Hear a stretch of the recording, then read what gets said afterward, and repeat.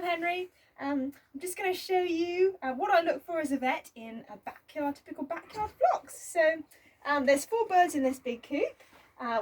First thing that struck me is how wonderful the enrichment is. So you've got loads of different perches at different heights, and they're all safe. They're well off the floor. Birds aren't going to hurt themselves on any sticky outy bits. They're brilliant. So you've got fat perches here, middle diameter perch. Look, it's even a swing. Look, it's a swing. And thin perches here. So it's really good for their feet to have different diameters of perches. That's fabulous.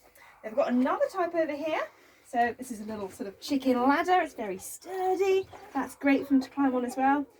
Clients don't have to spend lots of money. Like most of this is upcycling. So it's fantastic. And then if you look at the floor, it's dirt floors. So there used to be grass here, but chickens and grass, I mean, they don't mix. They rip them to shreds and they scratch them to look for worms. So very quickly land looks like this.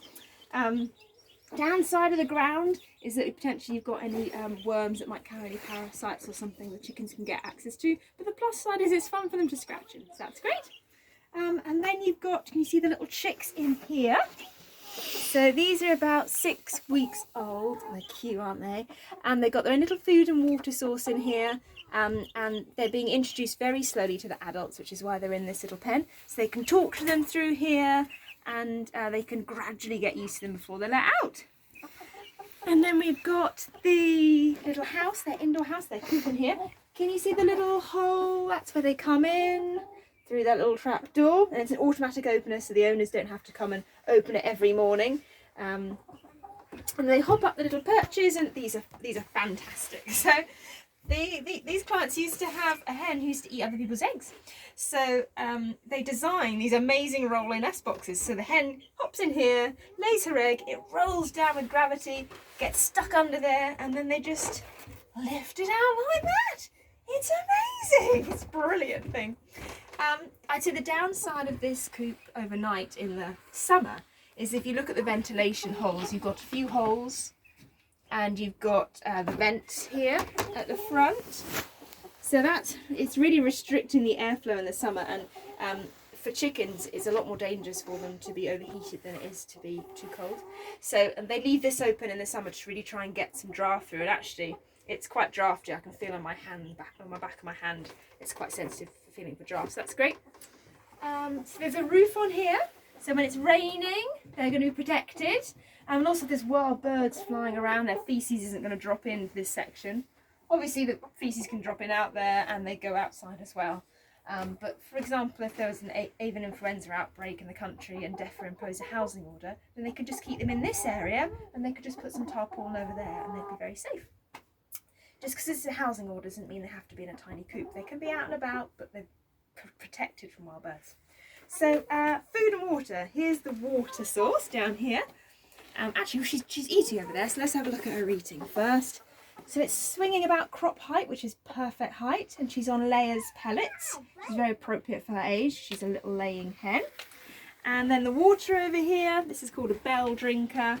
It's good height, but it's a bit dirty, isn't it, really? It would be nice not to see this algae here and things. It's really trying to make sure that you give birds really clean drinking water. And the other thing it's important for chickens is over here, so it's grit. Here you go. So again, I'd say this is a little bit high as well. Come here, sweetheart. Just show you how high it is. Is she going to come over? There you go.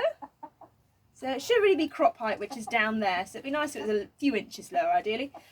If you can see in here, you've got a mixture of little stones here, or flint grit, and oyster shell here. So this is the calcium source, the flint grit, the oyster shell, and then you've got the little stones, the flint grit, and that's mechanical digestion in the gizzard. And they're quite large particles, they're over 2-3 millimetres, so they'll stick around in the gizzard for a long time, which is exactly what you need. What else have we got? Let's take you outside.